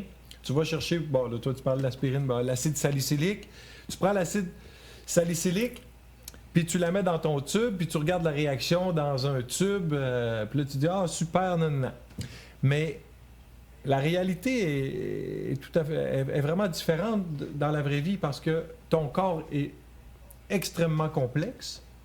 Puis en plus, la plante, si tu extrais pas ta molécule pour la purifier, pour en faire un concentré, mais que tu laisses la plante en entier, ben il peut y avoir d'autres molécules, puis non seulement il peut, mais il y en a tout le temps en fait, qui vont travailler en synergie avec. Il y en a qui vont agir comme cofacteurs. Il y en a qui vont permettre de telle autre molécule d'entrer dans la cellule mieux ou de faire ci, de faire ça, de mieux éliminer telle chose. Puis finalement, ben, ça va avoir une action générale. T'sais. Souvent, c'est parce qu'on est pressé, puis on voudrait prendre une pilule tout de suite, puis que ça règle tout de suite le problème. Mais c'est une pensée qui est pas bonne pour nous, parce qu'en réalité, t'es bien mieux que ça prenne 2-3 plus de temps, 2-3 jours de plus, puis tu vas guérir profondément, parce que ça va être tout en équilibre dans ton corps. Ouais, c'est ça. Puis il y avait un monsieur que j'avais lu, je peux pas me rappeler du nom, mais c'était dans les années 1800, puis lui, il avait fait des études avec les bains de siège, qu'il appelle, où tu t'assois dans un bain de sel d'Epsom, là. Puis lui, il disait que les maladies, en fait, ce qui se passait, par exemple, si une personne avait un problème urinaire, puis prenait des médicaments pour le calmer, souvent, ça allait être dans les reins la prochaine fois. Puis si c'était pas réglé, puis c'était réglé avec juste des pharmaceutiques, ben là, le problème allait peut-être devenir, je sais pas, un problème d'intestin ou je sais pas quoi. Donc, ça rentre plus haut, plus creux dans le corps. En prenant plutôt des bains de siège, ça permet de sortir les choses qui sont pas bonnes du corps de cette façon-là. Puis que ça va, en fait, là, si mettons que tu as un problème de rein, tu vas prendre un bain de siège, ton problème de rein va se guérir, mais là, tu peux avoir un problème urinaire. Mais là, tu continues, puis là ça va redescendre, ça part dans l'autre direction, en fait, par exemple. Ça, c'est tu t'assis dans de l'eau salée, c'est ça? Oui, dans un bain avec du sel d'Epsom qui a la propriété de tirer les poisons, tirer les choses. Du sel d'Epsom, c'est quoi du sel d'Epsom? C'est un sel avec du magnésium, puis... OK, c'est un mélange. Tu dis un sel, mais c'est pas nécessairement NaCl. Là. C'est un mélange, en fait, de composés qu'on appelle un sel. Ouais, c'est très commun. Hein? Tu peux aller à la pharmacie puis demander, même chez Walmart, whatever, il y a des... Tu peux aller acheter du sel d'Epsom, mettre ça dans ton bain, ça coûte même pas cher. OK. Puis ça permet de tirer les choses mauvaises du corps, tu sais. Mais c'est ça, mais le principe général, c'est que justement, la maladie n'est pas nécessairement, selon cet auteur-là que j'avais lu, je vais essayer de retrouver le nom pour une prochaine fois, mais l'auteur disait que justement, c'était pas une maladie, mais plutôt un état.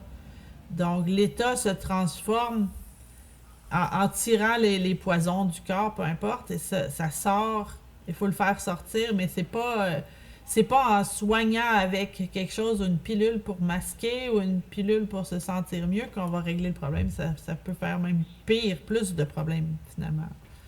Ouais. C'est sûr. Écoute, Marie, je vais te sortir de ce qu'on est en train de parler pour... J'ai envie de te ramener. C'est pas que c'est pas intéressant, hein, remarque. Si tu as envie de continuer, tu me le dis. Mais j'aurais aimé, parce que vu qu'on a parlé en politique, puis je suis pas sûr qu'on va en parler souvent, j'aurais aimé ça entendre parler du fameux Donald Trump. Parce qu'on a parlé tantôt de... Parce que toi, t'as resté aux États-Unis dans l'Ohio, je pense. Est-ce que c'est dans l'Ohio? L'Ohio, ouais. Puis le Colorado. Et Colorado, Ouais, puis quelques années. Quand même, t'as eu tes enfants là-bas. ouais, Tu t'es marié là-bas. Presque 15 ans. Ah, t'as habité 15 ans là-bas, c'est ça. Presque, ouais. Est-ce que tu as ta citoyenneté américaine aussi? Ouais, j'ai ma citoyenneté. Ouais, puis j'imagine tes enfants l'ont aussi. Ouais, de naissance. Ben oui, ils sont nés là, en fait. Mais puis... Ouais, puis leur père est toujours là-bas, puis... Ouais. OK. Donc j'ai quand même vécu les États-Unis.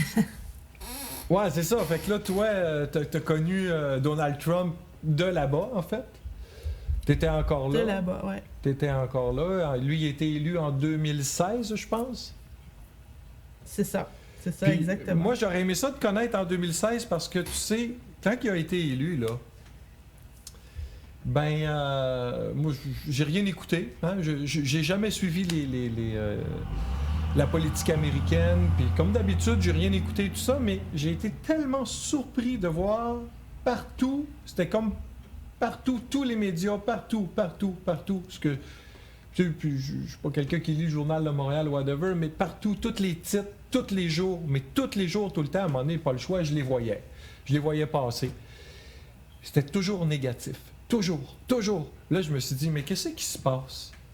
Puis moi, personne ne m'en a parlé, puis je le connais pas. Fait que là, à un moment donné, ça a attiré ma curiosité parce que je me suis dit, il y a quelque chose de louche là-dessous, et il y a quelque chose de pas normal. Pourquoi tous les médias parlent en mal de ce monsieur-là? Je vais aller l'écouter. Fait que j'ai fait un effort, j'étais allé l'écouter. J'ai écouté une petite conférence qu'il donnait, là, un petit 10 minutes, 15 minutes, une affaire de même. Fait que, tout bonnement, j'écoute ça, puis tu sais, je sais pas trop de quoi qu'il parle, parce que je connais pas la politique américaine, mais bon, il jasait, puis je trouvais qu'il était quand même sympathique comme bonhomme. Mais là, vu que j'avais écouté pendant 15 minutes, là, ben, le problème, c'est que les jours qui ont suivi, moi, j'ai lu encore les gros titres d'un journaux, mais j'ai dit, mais c'est pas ça qu'il a dit. Là, je l'ai vu que c'est pas ça qu'il avait dit. Fait que là, j'ai dit, mais ils sont donc bien menteurs. Mm-hmm. Puis, mais ils sont donc bien menteurs. Fait que là, j'ai fouillé un petit peu plus, j'ai dit, je vais aller l'écouter encore une fois, puis là, c'est toujours comme ça. Fait que là, moi, j'ai commencé à dire au monde autour de moi que, moi, je le trouve sympathique. Hey, le monde me détestait quand je disais ça. mais pourquoi? Mais pourquoi? Pourquoi que c'est juste un politicien parmi tant d'autres? Il y a toujours des politiciens, mais pourquoi celui-là dérangeait? Moi, je pense que je le sais, là, mais je peux te poser la question à toi. Pourquoi qu'il dérangeait autant? Ben, il faut comprendre. Moi, je suis arrivée aux États-Unis, c'était encore Bush. Monsieur George Bush, le fils, qui était au pouvoir. Fait que j'ai connu l'élection d'Obama. J'étais là-bas quand ça s'est passé, quand il est arrivé au pouvoir, etc. Puis là, j'ai vu les désastres d'Obama, un après l'autre. Je me souviens, il avait enlevé la fameuse crise de 2008. Il avait enlevé aussi les automobiles anciennes. Il les a fait détruire, il les rachetait pour enlever la flotte de vieilles autos sur la route, forçant les gens à acheter des nouvelles voitures. En tout cas, il a fait plein de choses. Puis là, il a passé son fameux Obamacare qui était hallucinant. c'était hallucinant. On a passé avant Obamacare, ça me coûtait à peu près, pour moi, mes enfants, grosso modo, entre 150 puis 215 $ par mois pour le médical. Mais là, c'était des assurances, on a beaucoup moins... C'était des assurances personnelles. Oui, c'est ça. Donc là, c'était faisable, puis on payait pas tant d'impôts que ça, parce qu'on paye pas l'assurance maladie nécessairement. Donc, on payait, c'est ça, c'était à peu près dans les fins de 150-200, quelque chose comme ça. C'était très raisonnable avec un salaire américain. Oui, pour moi puis les enfants, les 3, ouais. OK. Puis, aucun problème, donc j'avais ça. Puis souvent, ce qui se passait, c'est que c'est l'employeur qui le payait. Donc, c'était inclus, tu avais un travail, ben, l'employeur, ça lui coûtait 150$ de plus, ça ne dérange rien. Puis, bon, tout le monde avait les assurances. Puis là, quand tu allais voir le docteur, tu as un frais modérateur de 10$ ou quelque chose comme ça. C'était très raisonnable. Les meilleurs services que j'ai reçus en termes de santé, c'était aux États-Unis, parce que c'est privé. Puis toute la farce de dire qu'au Canada, on a un bon système de santé gratuit, c'est très drôle quand tu as habité aux États-Unis, parce que c'est vraiment complètement... c'est comme vivre... C'est une autre dimension, là. Parce qu'aux États-Unis, le service de santé, tu veux voir un médecin, tu as le tapis rouge déroulé, tu as plus de services, c'est même presque trop, parce que là, tu as trop de médicaments, tu as trop de docteurs, tu as trop d'interventions qui sont pas nécessaires, parce que... Mais tu sais, tu l'as pour 150$ par mois. Fait que là, Obamacare est arrivé, puis là, ils ont tout mis ça, tout ça à la poubelle, puis ça a passé à peu près quelque chose comme 1600$ par mois. Hein? Ce que je pouvais pas faire, c'était aussi cher que mon loyer. Pour tout le monde? Puis, ouais. Puis là, ben pour moi, en tout cas, là, il y a 3 personnes. Là. Puis là, je faisais pas gros salaire. Là. Puis là, pour 3 personnes, 1600 ou quelque chose comme ça, c'était le même prix que mon loyer. Puis là, non seulement ça montait comme ça, mais il fallait payer de poche tous les services médicaux jusqu'à concurrence de, je sais pas, quelque chose comme 15 000 $. Puis là, Obamacare payait rien tant que tu n'avais pas payé les 15 000 $. Moi, je vais voir le docteur, tu sais, une fois par année. Donc, il fallait que je paye 1600 $ par mois pour aucun service, en fait, parce que jamais je me rendrais à 15 000 $, là. Il n'y a aucune façon, à moins d'avoir un énorme accident ou je sais pas quoi, là. Puis on va cogner du bois. Mais sinon, c'est ça. Donc, c'était une folie. Même que je me souviens, je faisais de l'interprétation téléphonique, puis il y avait des immigrants qui arrivaient pensant qu'ils allaient avoir tout gratuit. Puis là, on leur expliquait le système d'Obamacare, puis là, eux autres, ils flippaient, là, ils comprenaient pas, ils disaient « Mais ça n'a pas d'allure. » Mais comment se fait-il que ici, quand tu parles d'Obama, tout le monde dit ah, ben Obama, c'est super. Fait que là, je dis ouais, mais qu'est-ce qu'il a, à part la guerre, qu'est-ce qu'il a fait Obama de bien? Ah, ben il a fait Obamacare. Fait que c'est toujours ça. Fait que l'Obamacare, apparemment, là, ici, pour les Québécois, c'est wow! Mais toi, t'es en... Ah ouais, mais là, toi, t'es en train de me dire que de ton vivant, tu l'as vécu là-bas, que c'était vraiment pas super. Vraiment pas. Non, ben non, je me suis retrouvée, tu sais, j'habitais dans les montagnes du Colorado. Je me suis retrouvée toute seule avec les enfants sans assurance. Tu sais, les enfants, ils jouent dehors, dans les montagnes, etc. Là, j'avais pas d'assurance. C'était pas possible, j'étais pas capable de payer ça. Là. Mais pourquoi il me semblait que je pensais, moi, qu'Obamacare, c'était une assurance pour tous, justement, pour les gens qui sont défavorisés ou les gens qui n'ont pas d'argent ou pour tout le monde. Puis là, non, finalement, c'est pour... C'est juste ceux qui... C'est pour ceux, finalement, qui travaillent pas du tout ou qui ont... puis même encore, c'était la catastrophe. Pour te dire... Parce que moi, je travaillais, j'avais quand même ma business, j'avais des choses, tu sais, mais... pour te dire, mon dentiste, il avait pas d'assurance. Il était pas capable de se payer ses assurances. Mon dentiste, fait que là, il travaillait comme un fou. Ben oui, mais là, il travaillait comme un fou. Trump, ben là, c'est ça. Trump, il l'a-tu enlevé? Fait que là, Trump est arrivé... Ben, il a essayé, il en a enlevé un bon bout, il a enlevé... Puis là, en plus, Obamacare, c'était obligatoire, là, ils l'ont mis, parce que c'est la philosophie libérale, mais qui est pas libérale du tout, qui est plutôt communiste, là, de ce qu'on parlait. C'est ce que j'allais dire. De ce qu'on parlait, c'est ça. Puis, ben là, à ce moment-là, eux autres, ils ont dit que c'était obligatoire d'avoir Obamacare, tu t'en sors pas. Tu peux pas rester avec tes assurances que t'aimes, que tu t'entends bien avec ton assureur. T'es obligé d'aller sur l'Obamacare avec le... Puis là, pour te dire, mon dentiste, il roulait, il travaillait jour et nuit dans une petite clinique. Puis là, il y a eu des erreurs. Puis moi aussi, je travaillais beaucoup. Puis là, j'en ai perdu une dent. Puis ça, je blâme l'Obamacare pour la dent perdue parce que là, le dentiste avait fait une mauvaise job. En tout cas, c'était la folie pendant ce temps-là. C'était la folie. Puis bon, fait que là, Trump est arrivé, puis il a fait un peu comme Milley. Ou en fait, Milley fait comme Trump.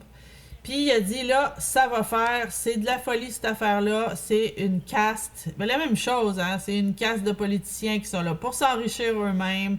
Puis là, il a commencé à exposer, un après l'autre, tous les problèmes des États-Unis. Et puis, ben là, il s'est fait élire aussi pour le Obamacare, de dire, ben là, moi, je vais le démanteler, l'Obamacare, ça n'a pas d'allure. Puis la première chose qu'il a faite, c'est enlever l'obligation. Au moins. Ouais, ça a cassé les jambes de l'Obamacare, là. Parce qu'après ça, ben là, il y a moyen. Le peuple peut se réarranger, les assureurs peuvent faire. Fait que là, il y a eu des pressions du Parti libéral américain de garder des morceaux, etc., etc. Mais là, c'est parce que lui, il a tout défait. Il est arrivé, puis il a défait je sais pas combien de lois tout d'un coup. Puis il était en train de tout casser, ruiner le rêve des communistes, là. C'est ça, hein? Il a dérangé, là. Ah oui. Parce que le communisme, c'est pas facile à instaurer. Le peuple en veut pas vraiment. Fait qu'il faut toujours enfiroiper le peuple. Faut le mentir. Pour leur faire croire. C'est ça, par les mensonges, par la manipulation, par les faux présages et whatever, là. Les faux cadeaux, puis encourager la paresse, briser les familles, briser la pensée intellectuelle, la pensée critique. Il faut faire... C'est très difficile, en fait, d'instaurer le communisme quelque part, tu sais. Puis là, il faut rendre ça tabou, parce que là, quand tu dis le mot communiste, les gens te regardent, ben voyons, t'as fumé, toi, parler du communisme en 2023, ben pourtant, c'est la vérité. Ouais, c'est ce qui est poussé. Donc, la télévision a été payée par ils ont infiltré tout, là. C'est infiltré partout. Donc, la télévision, ben, sauf quelques chaînes, même parmi les chaînes, c'est pas tout, là, mais ça a été... il poussait l'idéologie libérale, mais on le voit encore maintenant, là... qu'on appelle libéral, c'est encore communiste, là, ça c'est ça, voilà. Mais ce qui est plate, moi ce que je me rends compte, c'est qu'en plus, je peux comprendre que les médias ils sont subventionnés pour participer à cette direction communiste-là. Mais comment se fait-il qu'il y a des gens, tu sais, qui sont un peu plus qui pourraient des artistes par exemple, qu'eux sont probablement même pas payés, puis qui font la promotion, par exemple, des vaccins, puis des choses de même. Comment ça se fait que... C'est quoi, eux autres? C'est la même chose. C'est comme on parlait au début, là, c'est des conformistes, puis ils se sont conformés. Eux autres, ils veulent être aimés. Ils se conforment. Ben, c'est ça. Puis quand on commence à travailler... Moi, je me souviens, quand j'avais 20 ans, là, j'ai commencé à travailler. Bon, ben, tu sais, il y a une séparation qui se fait entre ton monde professionnel puis ton monde privé. Puis tu te conformes beaucoup plus au travail. Puis là, surtout, si tu as des organismes, des syndicats, un ordre professionnel quelconque qui te donne les directives, si tu suis pas l'ordre professionnel, peu importe lequel, ben là, tu perds ton droit de licence, ton droit de pratiquer. Donc, il y a beaucoup de pression au niveau professionnel qui fait que... Là, les gens sont pris dans des mécanismes, puis là, ben, il y a l'appât du confort aussi, tu sais, il y a, mettons, père de famille, il est policier, il doit suivre, même s'il y a des choses illégales, ben, il veut pas trop se mouiller parce qu'il veut pas perdre son travail, parce qu'il veut que son bébé ait à manger le lendemain, tu sais, il y a beaucoup de ça aussi. Ah oui, là. Ça c'est sûr, là,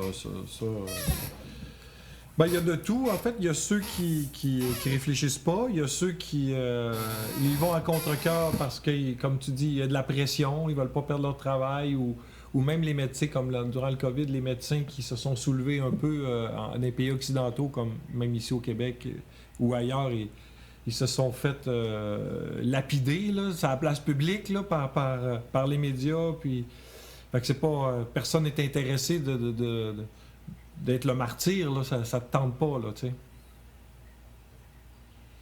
Ouais, ben quand, par exemple, pour en revenir au COVID, moi, je me souviens, moi, d'avance, je suis un peu rebelle, puis j'aime ça, être à contre-courant, je trouve ça le fun, j'aime ça avoir un débat, j'aime ça avoir une discussion, décortiquer les choses d'avance.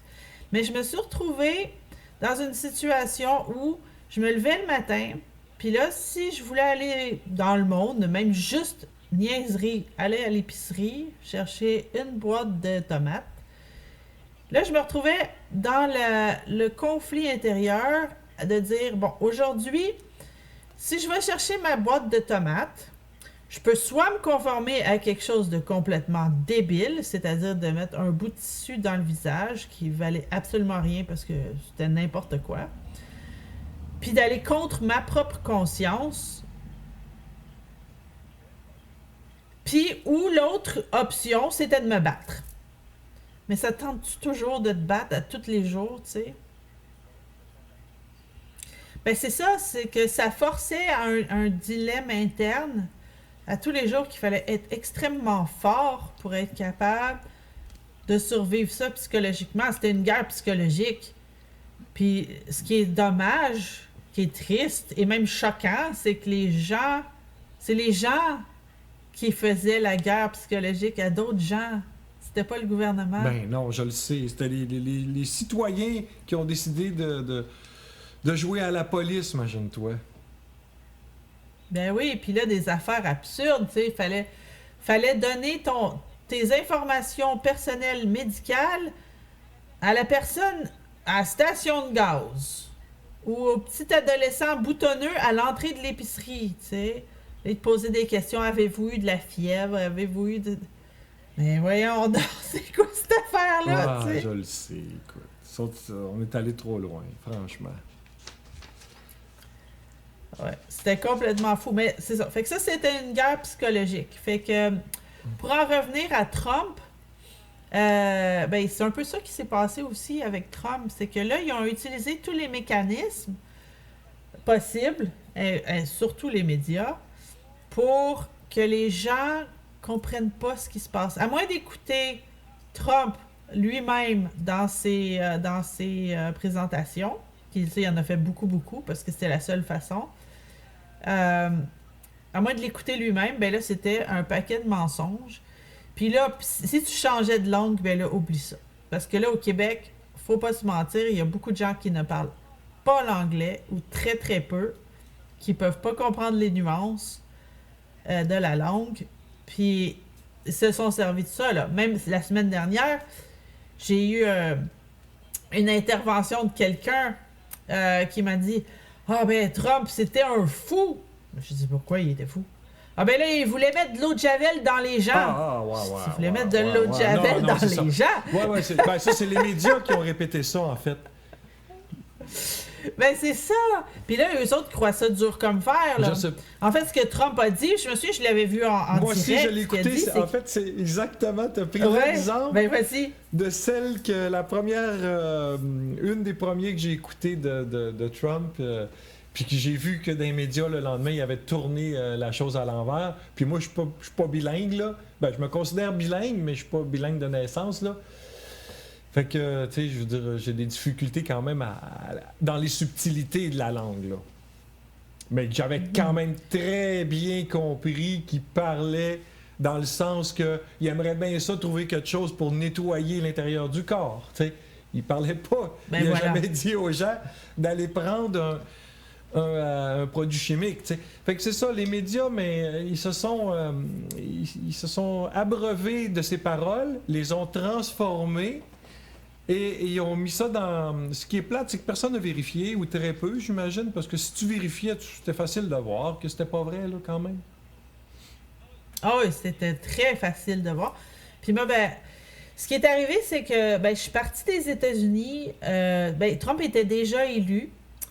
Puis je suis partie des États-Unis, puis là, je me suis retrouvée dans une situation en Europe où je ne pouvais pas travailler pendant presque une année parce que les papiers, parce que l'immigration, etc., etc.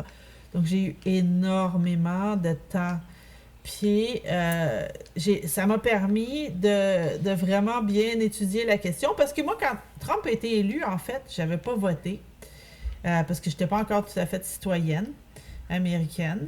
Puis, en fait, j'ai trouvé ça tellement drôle de voir le personnage de Trump qu'on avait vu à la télé, le personnage qui avait été vendu par les médias, etc., comme étant quelqu'un de drôle, de cool, de riche, etc. De voir ce personnage-là qui devenait le président des États-Unis, moi, en fait, j'avais pas d'opinion sur lui, je trouvais ça juste drôle. Puis, mais là, après ça, quand j'ai vu, comme toi, la réaction de tout le monde qui paniquait, capotait bien dur, c'est que là, ben là, j'ai dit, ben attends, je vais regarder, là, c'est qui? Puis là, c'est là que j'ai vraiment commencé à regarder les rallyes, j'ai commencé à écouter ce qu'il disait, puis à faire de la recherche, regarder d'autres choses. Puis là, les choses qu'il mentionnait dans ces rallyes, ben là, j'allais vérifier. Pas juste écouter puis croire bêtement, tu sais, c'est-à-dire, bon, ben, OK, lui, il parle de ça, OK, c'est comment ça fonctionne. Puis en fait, j'ai commencé à comprendre beaucoup de choses sur les mécanismes du marché américain, les mécanismes politiques américains. Puis en même temps, je faisais ma citoyenneté américaine, donc j'avais fait l'examen, puis etc. Donc j'avais eu quand même j'avais dû étudier le système américain, ça m'a beaucoup aidé à tout décortiquer puis comprendre. Puis là, de voir que Trump, en fait, essayait de ramener ça au design original des États-Unis et non pas cette espèce d'affaires modifiées génétiquement, là, qui ont essayé de faire comme ils font au Canada. Là, c'est plus le même Canada qu'on avait. Là. Ah, c'est fou ce que Justin Trudeau est en train de faire en quelques années. Là. J'espère que ça va s'arrêter là, en fait. Que c'est fini. Puis c'est pour ça que quand je regarde Milley, c'est pour ça que je te pose la question, puis je voulais que tu parles de Trump, parce que Milley, c'est-tu quelqu'un un peu comme Trump, c'est-à-dire qui veut ramener, mais là, on le sait pas encore, hein, c'est trop tôt, hein, mais moi, ça me donnait l'impression, je dis, hey, est-ce qu'on peut rêver de quelqu'un un peu comme ça au Canada, tu sais, quelqu'un qui brasse un peu tout ça, puis qui dit, bon, ben écoute, on arrête là, ce qu'on a commencé là, ça n'a pas de bon sens, puis on revient sur, je sais pas, un peu la tradition, on revient vers des plus belles valeurs, là. Ben, le Canada, le problème, un des problèmes, c'est que la majorité des gens savent même pas comment le Parlement fonctionne. Là, ce qu'on a à Ottawa, c'est une espèce d'hybride entre un système, mettons, républicain comme les États-Unis, puis on a des traces encore de l'ancien empire. Donc là, on a comme les deux mélangés, ce qui fait que on a un Sénat, puis une Chambre des communes, ou Chambre des communs, qui est très drôle, elle nous appelle les communs. Donc, la Chambre des communes, puis le Sénat. Bon, les États-Unis, eux autres, ils ont le House, puis ils ont le Sénat. C'est deux chambres qui devraient se contrebalancer. C'est les partis du peuple. Le Sénat, c'est plus du côté légal des avocats, etc. Puis le House, ou la Chambre des communes, c'est les représentants, députés que les gens choisissent. Donc, ces deux-là devraient fonctionner ensemble, puis s'il y a une affaire qu'un apporte et qu'il n'y a pas d'allure, ben l'autre peut dire, ben non, ça n'a pas d'allure, puis ça se contrebalance. Au Canada, le problème, c'est que le Sénat n'est pas élu. Le Sénat est choisi par le premier ministre. Ah! Premier problème. Là, OK, là, la démocratie vient de prendre une méchante dérape, là. Ben oui, mais ça. Puis là, après ça, là, le gouverneur général est comme choisi, non officiellement, mais par le premier ministre.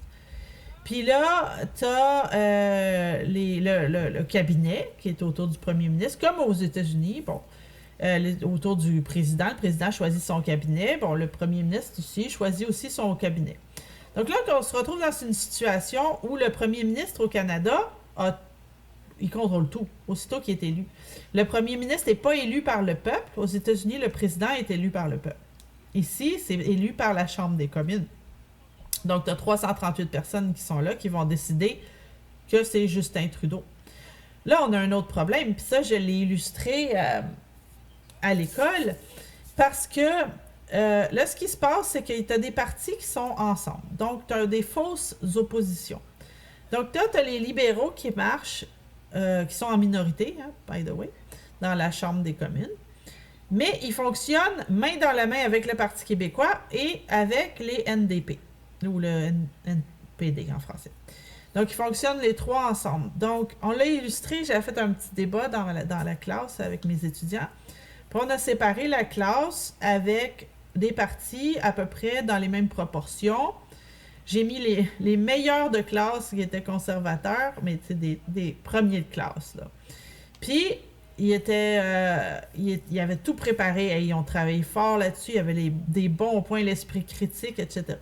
J'ai pris la personne qui était... En fait, ils se sont comme un peu auto-choisis, mais le premier ministre, ça s'est tombé que c'est celui qui a la plus basse note de la classe. C'était notre premier ministre. Puis, mais en proportion avec les libéraux, tout ce qu'il y avait à faire pour le débat, c'était de suivre les lignes de parti. Puis là, on avait 3 sujets. Puis, là, tu voyais les premiers de classe, ils donnaient les arguments, ils expliquaient les choses, etc., etc. On arrivait à faire le vote. Ben là, les libéraux, le Parti québécois, puis les NDP levaient la main. Et puis là, l'étudiant un peu moins fort dans le sujet, qui disait des fois des choses complètement ridicules comparées à ce que les autres disaient, ben il gagnait à tous les coups. Fait que dans la vraie vie, dans la Chambre des communes, c'est ce qui se passe. C'est que là, les libéraux, ils disent n'importe quoi. Ouais. Là, le NDP les supporte, le Parti québécois les supporte, donc ils ont de facto une majorité, donc ils décident du premier ministre et il n'y a aucune façon de sortir Justin Trudeau de là, d'aucune façon, sauf si s'il y avait une autre élection et les gens refusent de voter pour le NDP ou le NPD et le Parti québécois, et ça doit être complètement supprimé. Il faut voter que, par exemple, le conservateur, même si on n'est pas 100%. J'espère. Mais c'est la seule façon qu'on peut sortir Justin Trudeau. Sinon, il n'y a aucune façon qu'il va sortir. Aucune façon. Ben, écoute, moi, ce qui me fait peur, c'est que non seulement j'ai quand même confiance à l'intelligence des Canadiens, mais moi, j'ai peur qu'il y ait du trucage un peu dans ces foutues élections-là. En tant que programmeur informatique, je peux te dire que c'est assez facile... Hein, de modifier un peu tranquillement des votes. Là, puis... En tout cas, de camoufler. Très, très facile. Oui. Je veux dire, tu peux le mettre dans ton programme de base, puis tu peux même mettre des scripts, puis d'en faire des calculs de différentes façons, puis t'appliques l'un ou l'autre à distance. Là, tu peux même dire, OK, on va appliquer tel script au lieu de tel autre, ça va paraître moins dans telle circonstance. Ou même sont déjà écrits d'avance, puis s'il arrive telle chose, tout réfléchi. Je pense que l'informatique devrait être éliminée. Malheureusement, là, ça serait long à la main, mais moi j'aime mieux attendre une semaine, puis qu'il y ait des vrais gens, des humains qui comptent, puis qui sont checkés par d'autres qui comptent, puis qu'on met des checkers qui comptent, puis le monde qui compte, puis à la main. 1, 2, 3. C'est pas long, là, 30 millions à compter, là. Parce que de toute façon, chaque village compte ses chiffres. Ouais. Puis moi, je l'ai fait, hein, j'ai participé, j'ai été conseiller municipal pendant 5 ans, puis j'ai participé à 2 élections. Puis je suis venu aux élections, les gens viennent voter, puis à la fin, je suis resté, puis je participais au compte, là. Fait que là, il y a des gens attribués, puis moi, j'étais un checker, là, tu sais, avec d'autres. Fait que à chaque... On checkait, lui qui compte, il mettait une petite barre, OK, petite barre de plus, petite barre, puis là, nous, on vérifie. Fait que là, on est comme des chiens de garde en arrière qui fait des petites barres aussi. Puis si tout le monde a le même nombre de petites barres, ben c'est parce que c'est correct, tu sais, parce que là, on n'est pas des chums, là, on choisit des gens qui savent, tu sais, qu'il faut être un peu intelligent là, dans le choix des personnes aussi, là. Oui, puis il faut arrêter les folies aussi d'avoir le vote par la poste, t'sais. Oui, c'est ça, puis là, ces comptes-là, ça veut dire que dans le fond, c'est les villages qui les font, les vrais comptes. Après ça, c'est juste de l'accumulation. Ouais, c'est ça. Fait que là, quand les gens vont les porter, là aussi, il faut pas aller les porter toutes seules. Il faut surtout pas envoyer ça par Internet. il faut que ces gens-là se déplacent, par exemple, puis qu'ils aillent les porter à... si tu es dans un petit village, il faut que tu ailles les porter probablement à la MRC, tu sais, qui est chapeautée. Après ça, à la région, puis après ça, bon, toutes les circonscriptions électorales, dans le fond, là, puis qu'il y ait des chiens de garde aussi, là, quand ils vont les porter, ben, gars, nous autres, c'est tel chiffre là, qu'on t'apporte, puis tel chiffre. Là. Fait que là, tu regardes ceux qui l'écrivent, là, puis là, il y a d'autres checkers qui, OK, fait que là, OK, ils l'ont écrit, puis là, tu mets ton nom à côté, oui, c'est le bon chiffre, puis l'autre signe. Il y a moyen de faire ça simple, ça serait plus long, mais on pourrait s'y fier pour vrai. L'informatique, comment veux-tu qu'on croie à un vote informatique? Ah oui, puis surtout avec des votes à distance. Tu sais, la grand-mère qui a voté, es-tu vraiment là ou est dans le cimetière puis c'est quelqu'un d'autre qui a pris son vote? On peut pas le savoir, c'est voter à distance. Ouais, c'est ça. C'est fait... Non, puis il y a eu énormément de fraude. On l'a vu aux États-Unis, là, même si les médias veulent pas y croire. Là, on l'a vu, on a des preuves puis il y a plein de témoignages là, de gens qui ont eu des votes doublés puis triplés, puis encore plus que ça. Là. Je pense que tu le sais plus que moi. Là. Ouais, ben même celui de Biden. Ouais, de Biden. Je peux même pas le dire sans rire parce que vraiment, c'était ridicule. La fraude électorale était ridicule et tellement évidente que je sais même pas quoi rajouter tellement c'était gros. Oui, oui, c'est ça, c'était évident pour moi, c'est sûr. Fait qu'on se laisse-tu là-dessus, Marie? Ou tu voulais encore parler de Trump? Je pense qu'on va y revenir parce que j'ai encore plein de questions pour toi, mais je pense que ça fait déjà genre 2 heures qu'on... Ouais, puis c'est ça. Mais c'est ça. Puis on aura d'autres sujets. C'est pas un programme politique. C'est plutôt d'ouverture d'esprit. Oui, on a plein de sujets à parler, de spiritualité, du climat, justement, on voulait en parler. De l'histoire, de la fausse ou la vraie histoire. De la conquête spatiale.